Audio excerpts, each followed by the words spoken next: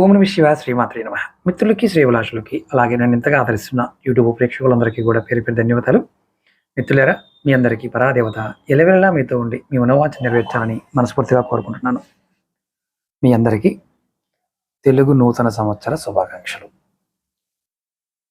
ఈ ఈ ఉగాది చైత్ర నవరాత్రులు మొదటి రోజు మొదలవుతాయి. మనకి ఈ ఉగాది నాడు మీరు ఎవరైనా సరే అప్పుల బాధతో బాధపడుతున్న వారికి తేలికైన రుణ విముక్తి పరిహారం చెప్తాను.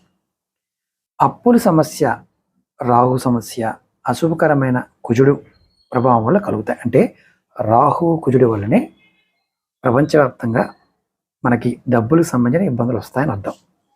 లాల్ కితాబ్ ఏం చెప్తుందంటే, నవరాత్రుల్లో ఏదైనా ఒక మంగళవారం నాడు నీటిలో ఉన్న కొబ్బరికాయ తీసుకోండి. అంటే కొబ్బరి బండం కాదు, కొబ్బరికాయ తయారైంది. దానిపైన సింధూరంతో ఒక స్వస్తిక్ గుర్తు వేయండి. దాన్ని మీ తల చుట్టూ సవ్యదిశగా అంటే కుడి నుంచి ఎడం వైపుకి 7 సార్లు తిప్పి ఏదైనా ప్రవహించే నీటిలో వేయండి, లేదా కాలంలో వేయండి. మీ అప్పుల భారం తగ్గిస్తుంది. రెండవది, ఇంకొక వస్తువు, తాంత్రిక వస్తువు హతాజోడి.